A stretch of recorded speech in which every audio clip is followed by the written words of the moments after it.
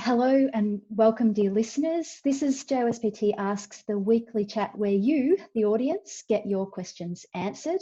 My name's Claire Ardern. I'm the Editor-in-Chief of JOSPT, and it's really great to be chatting with you this week. Today, we're in for a very special treat because not only are we joined by Dr. Sarah Haag from Entropy Physio, but guest hosting JOSPT Asks today is Dr. Karen Litzy, who you might know from the Healthy, Wealthy and Smart podcast. Dr. Litzy is also a New Yorker, and I think I can speak for many of us when I say that New York has been front of mind recently with the coronavirus pandemic.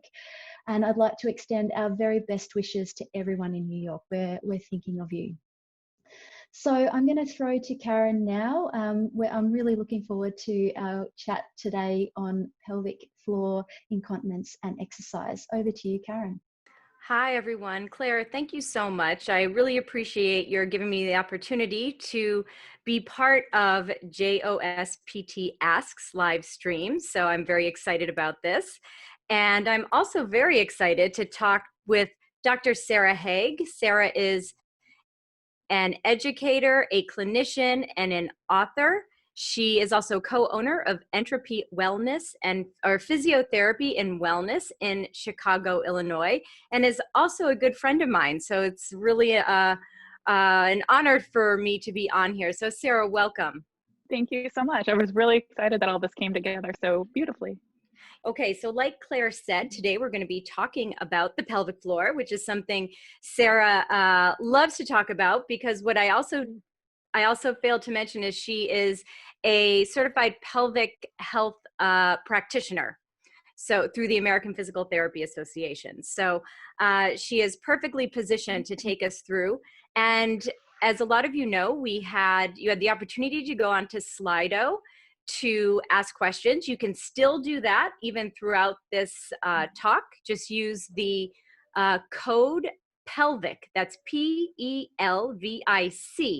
and ask some questions. So we do have a lot of questions. I don't know if we're going to get to all of them. So if we don't, then certainly post them in the Facebook chat, and maybe Sarah can find those questions in the chat below, and we'll try and get to those questions after the recording has finished. All right, Sarah. So like I said, lots of questions, and the way the questions were written out kind of corresponds quite well with maybe how you would see a patient in the clinic. So let's start with the patient comes into your clinic, they sit down in front of you. Let's talk about the words we would use in that initial evaluation. So I'll throw it over to you. Okay, so being a pelvic health therapist, obviously most people when they're coming to see me know things that happen in the pelvis. I like to acknowledge is that there's a lot of things happening in the pelvis. So I have them tell me kind of what are the things that have been bothering them, or what are the things that have been happening that indicate something might be going on, like if something's hurting, if they're experiencing incontinence, any bowel issues, any sexual dysfunction. And I kind of go from there. So if the title of the talk today includes incontinence, incontinence is a super common issue that in general might pop in. And if you would bother to ask,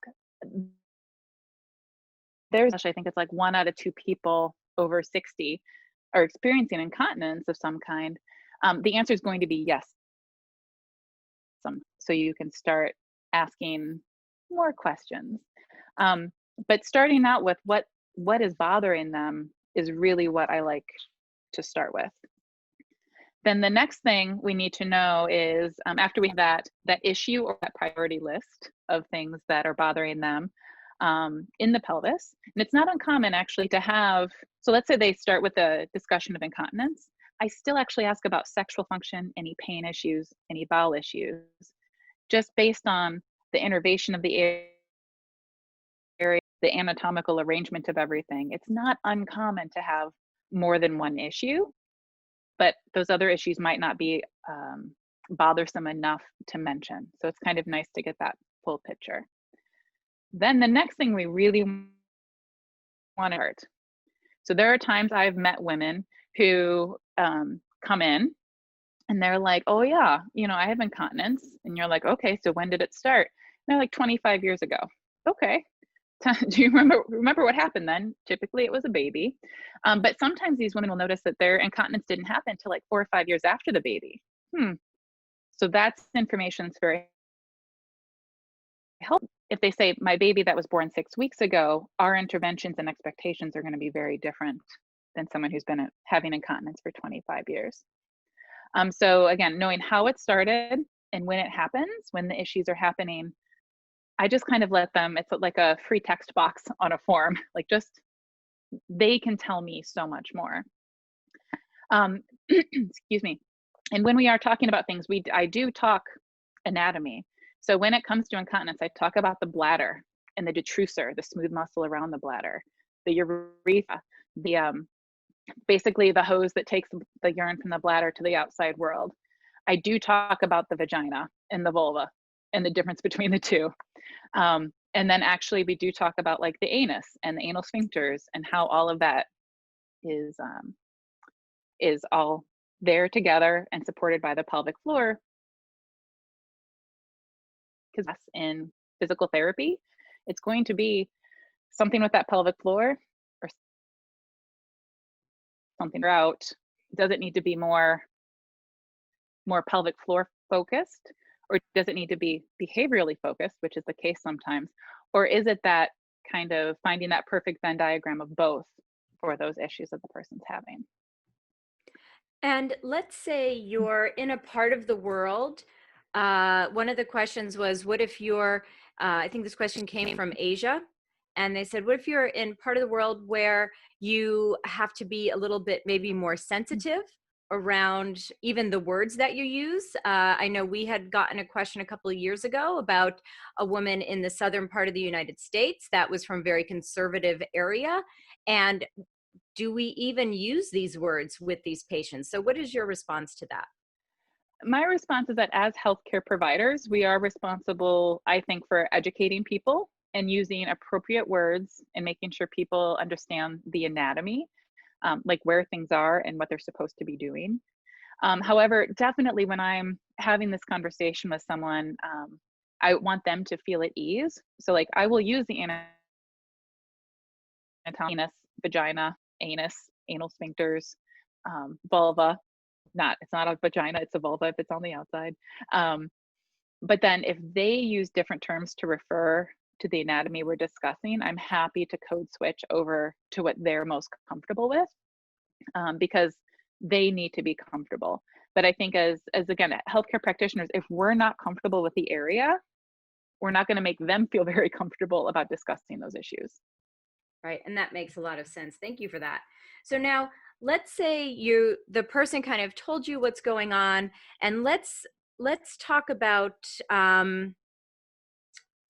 when you're taking the history for women with incontinence, especially after pregnancy. Are there key questions you like to ask?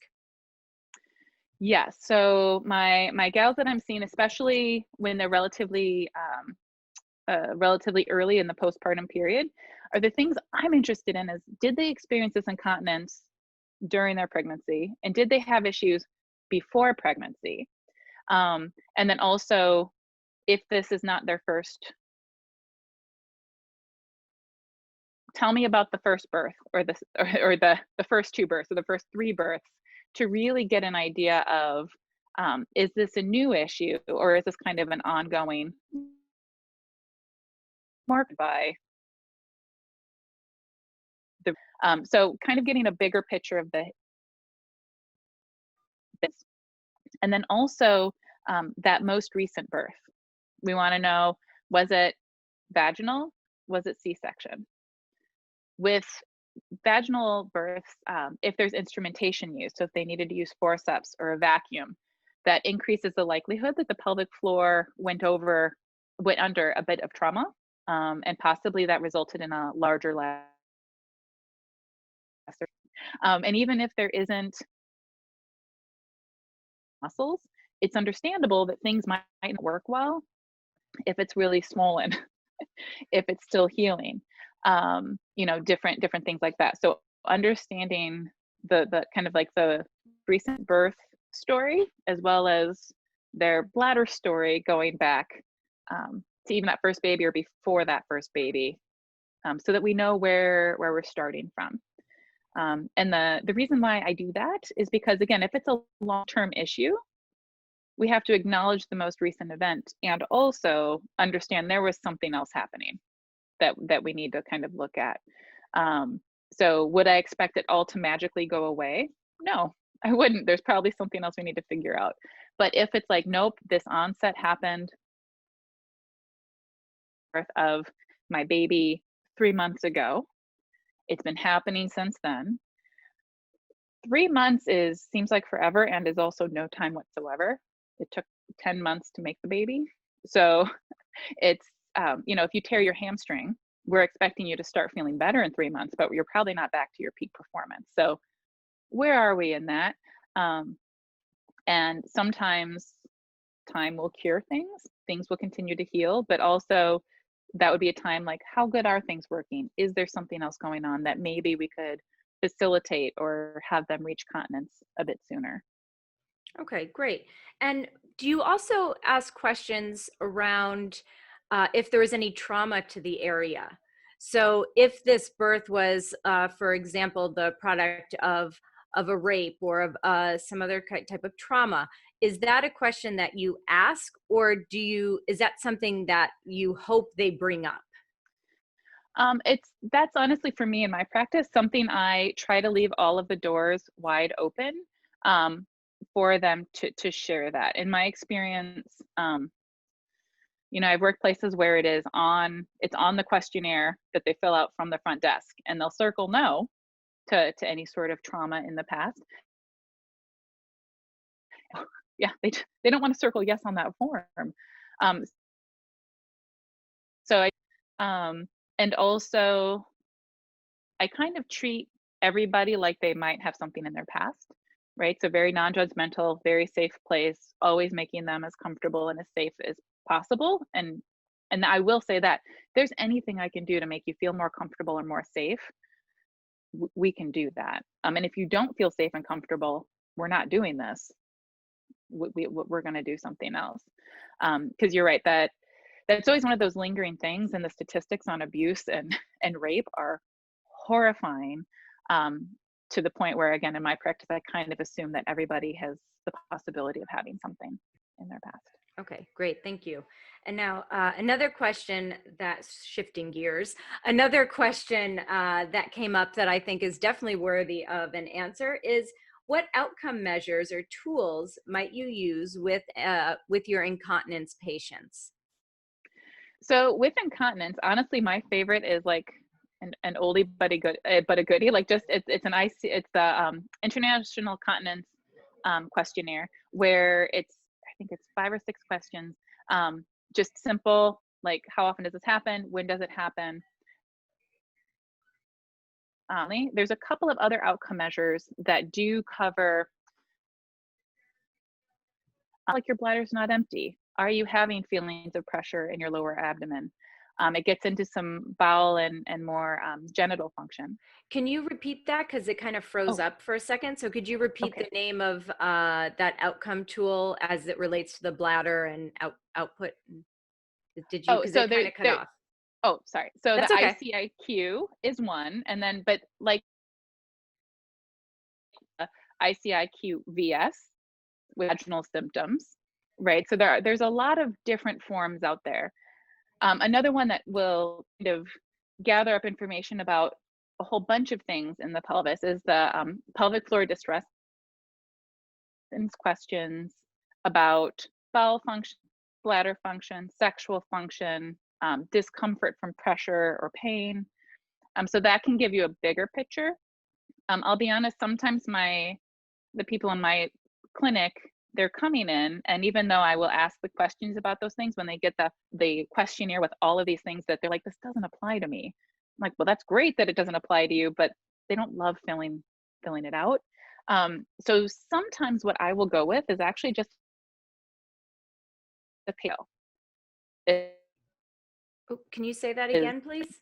How would Oh, yeah. Oh, so sorry. The patient-specific functional scale, where the patient says, this is what I want to have happen.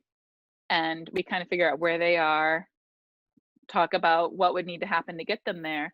But it's them telling me what better, right? Because I've had people actually score perfect on some of these outcome measures, but they're still in my office. So it's like, oh. So patient specific is one of my kind of go-tos. And then there's actually a couple of, most of these pelvic questionnaires, finding one that you like is really helpful because there's so many, and they're really all or discomfort. So if you have a really good ability to take a really good history, some of the questions on that outcome measure end up being a bit redundant. So I like, and you know, the questions on there, make sure if people are filling them out, you look at them before you ask them all the questions that they just filled out on the form for you. Yes, good, very good advice. So then the patient doesn't feel like they're just being piled on with question after question, and because that can make people feel uncomfortable when maybe they're already a little uncomfortable coming to see someone for whatever their problem or dysfunction is. So that's a really good point. And now here's a question that came up a couple of times. You know, we're talking about incontinence, we're talking about women, we're talking about pregnancy. What about men? So is this pelvic floor dysfunction, is this incontinence a women only problem, or can it be an everybody problem? So it very much can be an everybody problem. Incontinence in particular for men, the rates for that are much lower.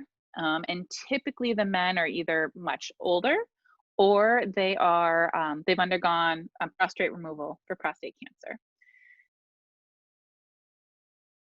Floor plays a role in getting them to be dry or at least drier. And then it's like the pelvic floor is not working right. That can result in pain, it can result in constipation, it can result in sexual dysfunction, it can result in bladder issues. So yes, men can have all of those things. In fact, last night we had a great talk in our mentorship group at Entropy about hard flaccid syndrome. So this is a syndrome with men where everything is normal when they go get tested. No infections, no cancers, no tumors, no trauma that they can recall, but the penis is not able to become functional and erect. And with a lot of these men, we're finding that it's more of a pelvic floor dysfunction issue, or at least they respond to pelvic floor interventions. So having a pelvic floor that does what it's supposed to, which is contract and relax and help you do the things you want to do, if we can help people make sure that they're doing that, it can resolve a lot of issues. And because men have pelvic floors, they can sometimes have pelvic floor dysfunction. Okay, great. Yeah, that was a very popular question. Is this a woman only thing? So thank you for clearing up that mystery for everyone. Okay, so in going through your evaluation, you've asked all your questions, you're getting ready for your objective exam. What do you do if you're a clinician who does not do internal work? Is there a way to test these pelvic floor muscles and to do things without having to do internal work? My answer for that question is yes, there are things that you can do. Because even though I do internal exams, I have people who come to see me who are like, no, we're not doing that. So where can we start? And so the first two are, one is pants on and me not even touching you, pelvic floor. I wouldn't really call it an assessment or self-report. So even just sitting here, if you were to call me up and this actually goes into, I think, another question that was on Slido about pelvic floor cues. So there's actually been, it seems, more research on how to get a male to contract his pelvic floor than actually females. But I would ask you, like this is one that my friend Julie Weeb would use. So like if you're sitting there, you just sit up nice and tall. If you pretend you're trying to pick up a ruby with your vagina is not on the outside, but imagine like there's just a ruby on the chair and you'd like to pick it up with no hands. breathe in and breathe out and let it go. So then I would go, did you feel anything? And you should have felt something happen or not. So if you did it, would you mind telling me what you felt? You're asking me? Oh my goodness. Oh, yes, I did feel something. So I did feel like I could pick the ruby up and hold it and drop it. Excellent. And that drop is key. Excellent. So what I would say is this is like a plus, I can't confirm or deny you that you did it correctly, but I would have watched you hold your, like, is she holding her breath? Is she getting taller because she's using her glutes? Did she just do a crunch when she tried to do this? I can see external things happening that would indicate you might be working too hard or you might be doing something completely wrong. So then we'll get into, I mean, you said, yes, I felt like I could pick up the ruby, but if it's like, I felt stuff, but I'm not really sure, we would use our words because they've already said no to hands to figure that out. But again, I can't confirm it. People they're okay with that. And I'm like, and if what we're doing based on the information you gave me isn't changing, we might go to step 2, if you consent. And step 2 is actually something any orthopedic therapist honestly should not feel too crazy doing. So if anyone has ever palpated the origin of a hamstring, so where is the origin of the hamstring? The ischial tuberosity. If you go just medial to that along the inside part, again, don't go square in the middle. That's where everyone gets a little nervous and a little tense. But if you just palpate around that ischial tuberosity, it's pretty awesome. If you have a friend or a colleague who's willing to let this happen, is you ask them to do more different cues with that in a little bit. Can you say that again? Ask them to do what? To contract the pelvic floor. Okay. And again, figuring out the right words so that they know what you're talking about.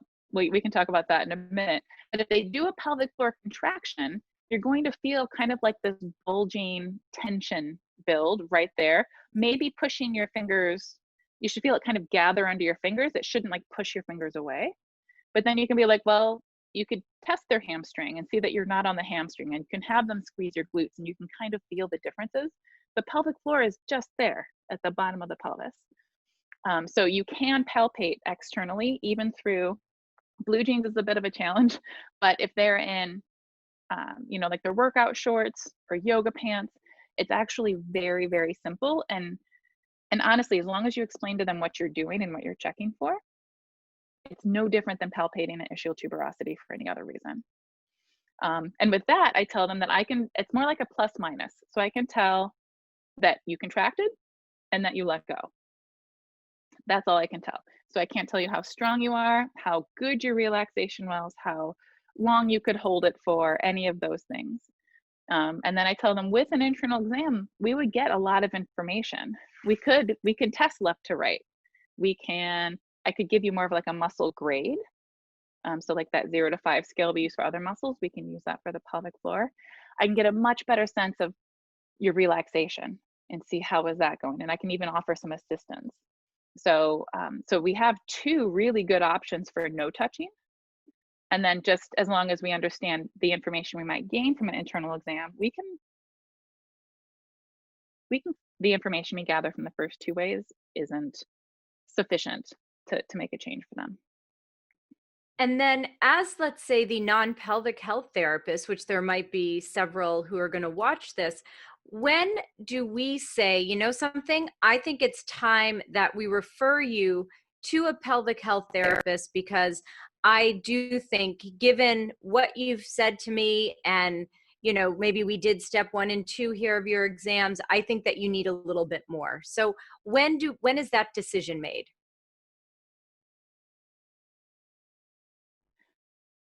You reach the point of they have a bother that I don't know how to address. So we can actually go to like pelvic organ prolapse. So pelvic organ prolapse is when the support for either the bladder, the uterus, or even the rectum starts to be less supportive, and things can kind of start to fall into the vaginal wall and can give a feeling of like pressure in with activity, this sensation can get. So then we have two options, which is more support from below with perhaps a stronger, meatier pelvic floor by like working it out to hypertrophy it. So like if I had someone who had that feeling when they were running and we tried a couple, or lifting weights, let's go with lifting weights. Like I feel it once I get to like a 200-pound deadlift. Okay, well, let's see how you're lifting when you're doing 150. And let's take a look at what you're doing at 200 breath with your mechanics or what's happening. And if there's something that is in your wheelhouse where you're like, well, can you try this breath or can you try it this way and see if that feeling goes away? I'm good with that. And if the person who's having the issue is good with that, awesome. But if you're trying stuff or the incontinence is not changing, send them to a pelvic floor therapist, because what we love to do is we can check it out. We're going to check it out. We're going to give some suggestions. And then the end of every one of those visits that I get from my orthopedic or sports colleagues is I'm like, excellent. So you're going to work on this. Keep doing what you're doing. Because another really common thing is I don't really believe that they can make a lot of these things worse doing the things that they're doing. And by that, I mean, they can become more symptomatic, but in many cases, you're not actually making the situation worse. So if the symptoms seem to be not getting better or even getting worse, doing the things they're doing, they come back to the pelvic floor therapist. And then that pelvic floor therapist also has a responsibility that, the things I'm asking them to do isn't helping them get better. Can try something a little more intense, still not helping, then that's when I actually would refer, for females, especially with like pelvic pressure issues, to a urogynecologist for an assessment in that regard. Yeah, so I think I heard a couple of really important things there. And that's one, if you are the sports therapist or the orthopedic physiotherapist, and you have someone that needs pelvic health support, you can refer them to the pelvic health therapist, and you can continue seeing them doing the things you're doing. So just because they're having incontinence or they're having some pressure, let's say it's a pelvic organ prolapse, it doesn't mean stop doing everything you're doing. Correct. Okay. Yeah. It may mean modify what you're doing, stop some of what you're doing, listen to the pelvic floor therapist. And I'm also seeing, well, now isn't this great? Because we're creating a great team around this person to help support them in their goals. So one doesn't negate the other. Absolutely correct. And I think too often, even within the PT world, as people start to get kind of territorial, but it's not about what each one of us is doing, it's that person, right? So telling them to stop doing something, especially if it's something they love, it seems like a bad start. If it's like, okay, let's take a look at this. Tell me what you are doing. Tell me what you want to be doing. Tell me what's happening when you do that. And let's see if we can change it. Because like I said, like the odds of it being something they're going to make worse and worse and worse is, their symptoms might get worse and worse and worse, but they're not causing damage. They're not causing what they're doing and say leaking a bit. Got it. And now I'm going to take a slight detour here, because you had mentioned pelvic organ prolapse. You had mentioned there comes a time when if that pressure is not relieving, you've tried a lot of different things, you would refer them to a urogynecologist. Now, several years ago, a urogynecologist, one of their treatments might be surgery. So there was pelvic mesh, it's hard to say, pelvic mesh surgery that years ago made some people better and made some people far, far worse with some very serious ramifications. So can you talk about that pelvic mesh surgery and where we are now? Oh, the last bit cut out a little bit. So the pelvic mesh surgery the most important part, and kind of where we are now versus maybe where we were, let's say, a decade ago or so. Awesome. Yeah. So the pelvic mesh situation, certainly here, I think it's not a universal problem. I think it's just a United States problem, is if you're at home during the day, like most of us are now, you will see law commercials, lawyers looking for your business to discuss the mesh situation. And what's happening is it was mesh erosion, and the resulting fact of that was a lot of pain, and then because they couldn't just take it all out, and it was several women suffered and are still suffering. But that was from a particular type of surgery with a particular type of surgical kit, which thankfully was removed completely from the market and isn't being used anymore. And mesh surgeries, I would say at least for the last 5 to 10 years, haven't been using that. And mesh surgeries are being done with great success in resolving symptoms. So I think it's important that if a woman isn't responding well, changing their breath or making their pelvic floor stronger, or changing how they're doing things, is to have that discussion with the urogynecologist, because they do have non-surgical options. For super mild prolapse, there are some even like over-the-counter options you can buy. Like Poise has one where it's just a little bit of support that helps you actually not leak, because if you're having too much movement of the urethra, it can cause stress or can be contributing to stress incontinence. But so there's some over-the-counter things, or there's something called a pessary, which I think about it like a tent pole, but it's not a pole, it's a circle, don't worry, or a square or a donut. There's so many different shapes, but it's basically something you put in the vagina and that you can take out of the vagina that just kind of holds everything back up where it belongs, so it can work better and that it's not caused. But there are also people who are like, due to hand dexterity or just due to a general discomfort with the idea of putting things in their vagina and leaving them there, that they're like, no, I'd rather just have this be fixed. So there are, it's not just, surgery is not your only option. There are lots of options, and it just depends on where you want to go. But with the surgery, if that's what's being recommended for a woman, I really do, some women aren't worried at all. They've heard about the mesh, but they're sure it won't happen to them. But there are women who are still avoiding surgery, even with significant syndromes, because they're worried about the mesh situation. And I would still encourage those women to at least discuss, see if that surgeon can educate them and give them enough confidence before they move forward with the surgery. Because the worst thing I think is when I had one patient actually put it off for years, not just because of the mesh, because of a lot of issues, but the first time the doctor recommended it, she had a grade 4 prolapse. Like that means when things come all the way out. And she, it was so bad, she couldn't use a pessary. Okay, so she needed it, but she avoided it until she was ready and had the answers that made her feel confident in that having the surgery was the right thing to do. So it might take some time, and the surgeon really should, and most of them that I've met are more than happy to make sure that the patient has all the information they need and understand the risk factors, the potential benefits before they move forward. Excellent. Thank you so much for that, indulging that slight detour. Okay, let's get into intervention. So there are lots of questions on Slido about different kinds of interventions.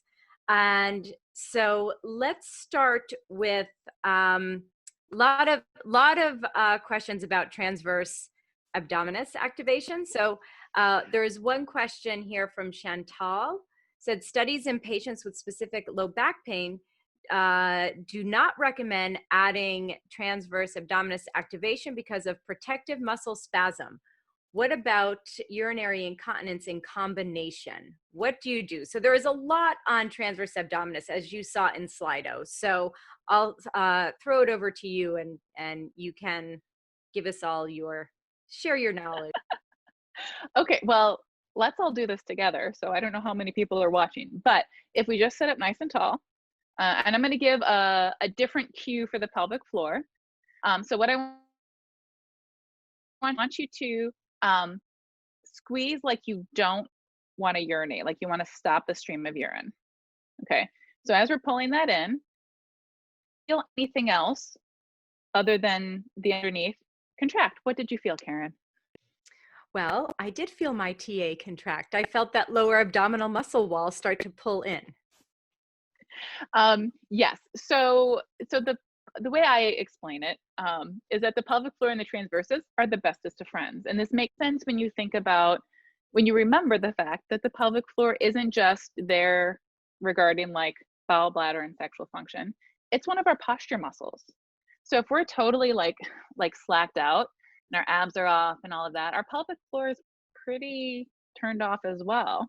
And then if I get a little bit taller, and like, so I'm not really clenching anything, right? But this is like stuff working like it should. My pelvic floor is a little more on, but I'm not acting, it's just on. But then I could, like, right, if I'm expecting a hit or if I'm gonna push into something, I can tense that up more and handle more force into the system. So I like to think about it in those three ways, because the pelvic floor isn't just hanging out down there in complete isolation. It's part of a system. And so in my personal approach to interventions is I don't want them to be too complicated. So if I can get someone to contract their pelvic floor, continue to breathe, and let go of that pelvic floor, then we start thinking about what else are you feeling? Because I don't know that there's any evidence that says if I just work my transversus all the time, my pelvic floor will automatically come along for the ride. So a great quote, I heard Kari Bo speak once at Combined Sections meeting, and she goes, your biceps turn on when you take a walk. It's not a good bicep exercise. So just the fact we're getting activity in the pelvic floor when we're working other muscles, what's supposed to work. And also, if you want to strengthen that muscle, you're going to need to work out that muscle. And that makes a lot of sense. And something that people had a lot of questions around, we're kind of queuing for these different exercises.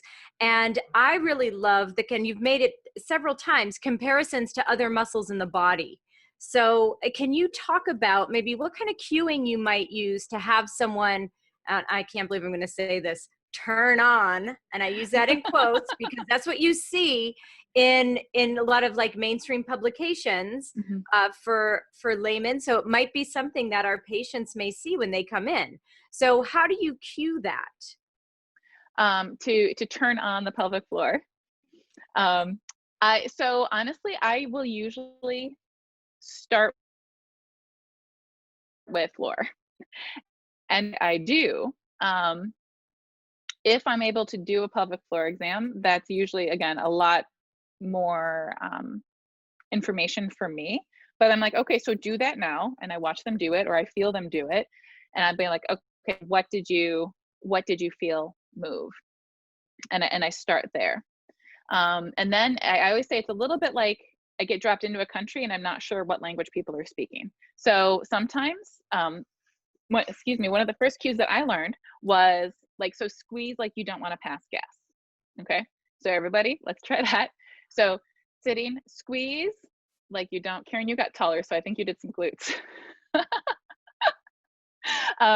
It's like, okay, so like lift your anal sphincter up and in, but activating mostly the back part. So if you're having fecal issues, maybe that's a good place to start. But most people are having issues a little further front. So then we move to the, can you pick up with your labia? I learned the best things from my patients. One woman said, it's like I'm shutting the church doors. So if you imagine the labia being church doors, we're going to close them up. And that gives a slightly different feeling than squeezing the anal sphincter. Now, if you get up to squeeze like you don't want to like pee your pants, or like you want to stop the stream of urine, that might activate more in the front of the pelvic. Women who are like, if I could stop the flow of urine, I wouldn't be here. So what else you got? What's really cool is in the male literature, so this is a study done by Paul Hodges, is he found that what activated the anterior part and the urinary sphincter, the striated urinary sphincter the most for men was a penis, or pull your penis in to your body. Now, for women, so when, I was at a course and like, so let's think of like other cues and other words.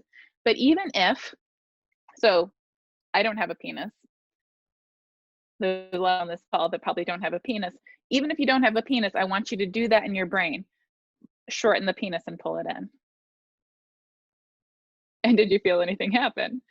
Because we do have things that are now analogous to the male penis if you are a female. So I'll sometimes use that. Like, I know it sounds stupid, but pretend to draw on your penis, and it works. And it does feel more anterior for a lot of people. So I'll kind of see what, like I said, sometimes it's like the 40-second way of doing it that I've asked them to do, where they're like, oh, that, and you're like, that. Yeah. So then also, just another, it's a little bit of a tangent, but so as you're sitting, so if you're sitting, I want you to pick the cue that speaks most to your pelvic floor, and I want you to slouch. Really slouch, and I want you to give yourself that cue and just pay attention to what you're feeling. So when you squeeze, give yourself that cue, breathe in and breathe out, and then let go. We should have felt a contraction, a little hold, and a let go. Now, the reason why I say breathe in and breathe out is if you breathe in and out, that's about 5 seconds. And also, you were breathing, because another thing people love to do when they're trying to contract their pelvic floors is just basically suck it in. And so that's not great, but we want to feel the contraction and we want to feel it let go. And that's super important. I think that was another question on the Slido, is that yes, for any muscle we're working, you should be able to contract it and let go. There's not a muscle in our body where if I just keep it contracted, it's going to do much. It might look great eventually, but like I couldn't get my coat on, like getting a drink of water would be a little weird. It's not very functional. Muscles have to relax so that they can contract. So that's a big yes. It's just as important as a contraction. Pelvic floor, that cue, and we felt where it happened. Now tall, like you're sitting out at a restaurant and you just saw someone looking at you and you're like, oh, what are they looking at? And then you're going to do the exact same cue. And you're going to breathe in and breathe out and let it go. And then, did it feel different than when you were slouched? Did it change position? I feel like Karen's miming. It feels different. Now what I want you to do is, if you can, depending on how you're sitting, really give me like an anterior pelvic tilt, really happy puppy, and then do the exact same thing. And then let it go. And so again, some more EMG work from Paul Hodges is that when you're in a posterior pelvic tilt, you tend to activate the posterior portion more, which is fine. And if you're not having problems in the front, if you're having problems activating and maintaining continence in the front, actually increasing that lordosis can favor the front a bit. So that's really awesome when people can feel that difference. Because I want you to think about, if you start to leak on your 4th mile of a half marathon, there's no way, no matter how awesome you are, that you're going to be able to squeeze your pelvic floor for the rest of that race. Like there's no way. But sometimes because remember, your pelvic floor is still doing its thing while you're running, is if you're like, well, hold on, when you're at your 4th mile, are you starting to get tired? Or hopefully not if it's a half marathon, but like, is something changing in how you're using your body? And can you, when you get to that point, remember to stay tall or lift your tail a little bit? Or is there a cue or something they can change that will help them favor the front instead of going about 4 steps with the contracted pelvic floor and then losing it anyway? So there's a lot of different ways you can actually make that your intervention for the issue you're having. And then let's just get it functional. Perfect. And since you brought up running, a question that's been gotten a couple of likes on the Slido is, how would you approach return to running after pregnancy? Do you have any tips on criteria for progress, time frame, and a recreational runner versus a full-time athlete? Because I would think the majority of physiotherapists around the world are seeing the recreational runner versus the professional or full-time athlete. So first, how would you approach return to running? Any tips for progress? So that's going to be after pregnancy. Sorry. After pregnancy. Yeah. Yeah. So this is where I was really excited. So just last year, I'm going to say her name wrong, but Tom Goom, Grianne Donnelly, and Emma Brockwell published Return to Running Postnatal Guidelines for Health Professionals Managing this Population. And the reason why I was super excited is because even though it was just published last year, it's the first one. There's definitely a lot of emotion and feelings about women getting back into sport after having a baby. But to be perfectly frank, there's very few actual solid guidelines for recreational or others. So I have not personally had a child, but I will tell you, of all the women I've seen over the years, basically doctors are like, it's been 6 weeks, ease back into it, see how it goes. Not really even mentioning if you have a problem, come back so we can figure it out. It's just kind of like, good luck with that. And as a result, what happens is a lot of women don't get back into exercise, or they get back into exercise and kind of freak themselves out because stuff feels different. So to get back to the question of what do I do? Actually, this guide from Tom and team, really, really helpful. I think, and it's just basically, it does have a series of exercises that I've actually started to use with my postpartum moms to go like, look, if you can do these things without feeling heaviness, you're good to start easing back into your running program. But get up, get walking, because I'm going to quote Sandy Hilton, and like, you can't rest this better. Like, just waiting isn't going to make it all go away. But it can also be deceiving because, again, with post move, you don't feel that heaviness and you don't leak. And so I'm just going to stay right here where everything is fine. So that's obviously not a good option, long-term option, for a lot of reasons. So what do? I do look at the patient's goals, their previous running history, and if they're having any options. I recently had a patient who, she was runner, exerciser. I saw her after baby number 2. For a bit, some feeling heaviness. That got completely better. Baby number 3 came along. So I saw her a bit while she was pregnant, because she got, I think, 2/3 of the way through pregnancy before she started to feel that heaviness again. She was still running. Tried to see if we could change that feeling while she was running. And she could, until about when did she start? I think she didn't stop running to her 35th week, which is pretty impressive. But then she wanted to do a half marathon. I think it was just 3 months postpartum, right? So this is like going from having baby to running 13. I think that a lot of people would probably feel that was too soon, too much, too fast, but she was able to do it completely symptom-free. So as she was training, and she was really fast, she was timing it so that she could get back in time to breastfeed. Like, I was like, oh my gosh, like, I that would disqualify me. Like, there's no way I could run fast enough to make that happen.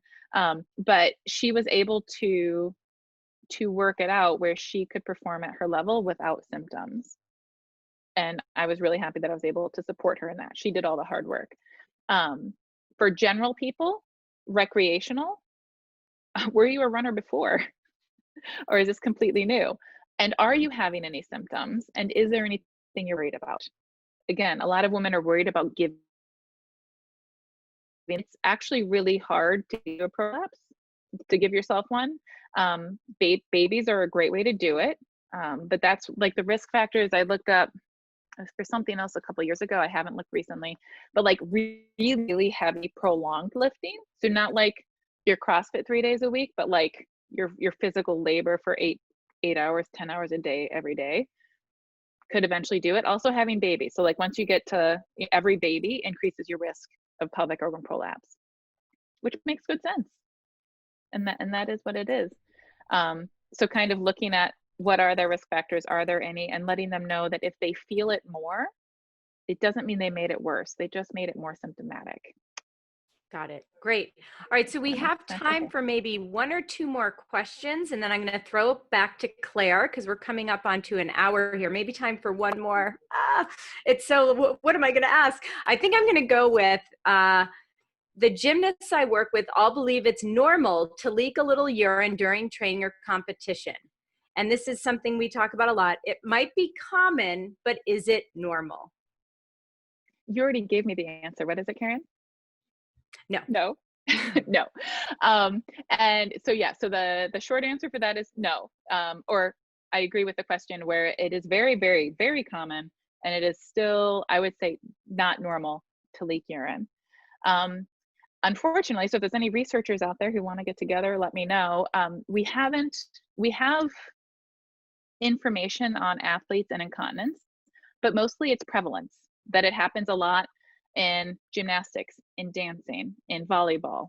There's even some swimmers who have it, right? So there's incontinence across the spectrum, which basically tells me, yep, people have incontinence. Some of the sports are more likely to have urge incontinence. A lot of them, though, we're looking at stress incontinence. However, for none of the female athletes have we really had a great study that says, this is what we're finding. We're thinking this is the cause of this incontinence. And we certainly haven't gotten to the point where it's like, and this is what we should be doing for these women in particular. So I'm pretty curious as to what we would have to do as a profession, as a team with researchers, to figure out what do we need to look at in these athletes, especially the female athletes, because most of these are also, they've never had babies, right? So a lot of these athletes are nulliparous, and so we can't blame them. There's something with how things are working that seem to be the situation. It's not necessarily trauma or anything like that. So what do we need to look at? What do we think is happening? Can we measure it and assess it? And then can we get an intervention? In my brain, obviously something isn't working as well as it could. Mm-hmm. So could something like that improve their performance even? I don't know. I'd like to think so. Yeah, that would be an interesting study. Yeah, but we ultimately don't know. So if anyone has any ideas for studies or doing studies, let me know, because I can't wait to read them. But I think maybe the first step is to let coaches and parents and young gymnasts know. Very common. Don't be ashamed. Don't let it stop you from doing what you want to do, but also don't just ignore it. Maybe we can figure this out. Great advice. All right, one more question with a short answer, if you can. So, and I'm going to ask this question because I feel like the person who posted this, I think posted this in earnest. So that's why I'm asking this as the last question. So a female patient aged 20 years, still bedwetting from her childhood. Otherwise, she is normal, no incontinence. So other than this, just while sleeping, she tends to urinate. Any thoughts on this, or any place you can direct this person? Yeah, so I was like, oh, great question. And I did actually do a little research for this specific question. There's a lot of reasons why nocturnal enuresis, which is what bedwetting is called in the literature, happens. And I think it's really important. So I don't know what kind of tests or studies this person has had done, or what other issues they may be having. So things like sleep apnea is something that could be related. If there's any medications, any sort of diuretics, any kind of sleeping medications. Again, the fact it's kind of carried on since childhood, I would really wonder about how is the bladder functioning? The fact that it's working fine throughout the day makes me wonder what's changing at night. And I did find a study where it talked about when they compared adolescents or adults who were bedwetting to people who weren't, they did have like detrusor overactivity. So like basically like an overactive bladder that they could see on the testing. So I would really encourage this person to find a urologist that they trust, if they haven't already, and really to maybe investigate some of those other other factors that could be contributing so that they can get some better sleep and not have that problem anymore. Excellent, excellent. Oh, okay. Claire says we can go for one more question. So I'm going to listen to the boss here. And oh boy, are you ready? Because this is a question that did kind of get a lot of thumbs up. Okay. So we spoke about it briefly before we started. So let's see. Treatment of non-specific pelvic girdle pain not related to pregnancy. Which strategy with nociceptive pain mechanisms and which strategy with non-nociceptive pain mechanisms would you incorporate with this patient? Okay, so I would say in the clinic, it can be pretty hard. Like, I don't know how I would distinguish between nociceptive and non-nociceptive, or what even like non-nociceptive might be if we're talking more central issues or stuff like that. I don't know. But honestly, I would just look at, so in Kathleen Sluka has a great book about looking at the different types of pain or the different categories of pain and the most effective medications for it, right? So we're really good in pharmacology. Like if you're having like this inflammatory process, an anti-inflammatory should help. If you're having neuropathic pain, you want a drug that addresses that. When we get into like physical therapy interventions, what's really cool is exercise is in all the categories. And it's one of the things we have the best evidence for. So regardless of pelvic girdle pain in pregnancy or not pregnancy, and regardless of how it may have been labeled by somebody else, is I would mostly want to know, when did the pain start? Is there anything that makes it better, anything that makes it worse? And see if I could find a movement or change something for that person.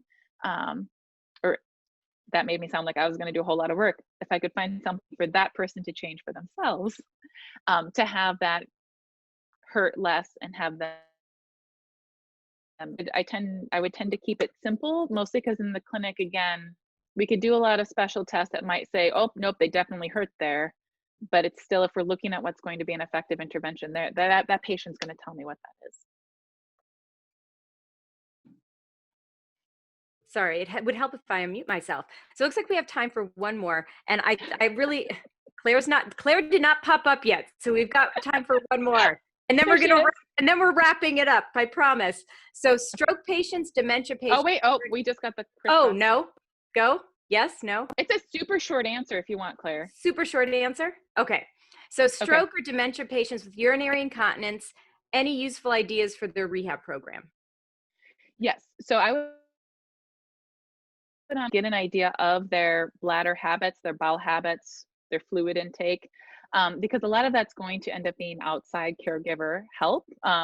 With a stroke, it's much different. It depends on the severity and where it is and all of that. But for people with dementia, is if you just get that, like, if you can prompt them or take them to the toilet, a lot of the times that will take care of the incontinence. It's not a matter of like Kegel exercises, it's more management. All right, Sarah, thank you so much. I'm going to throw it back over to Claire to wrap things up. Thank you both for a wonderful and insightful discussion, Sarah and Karen.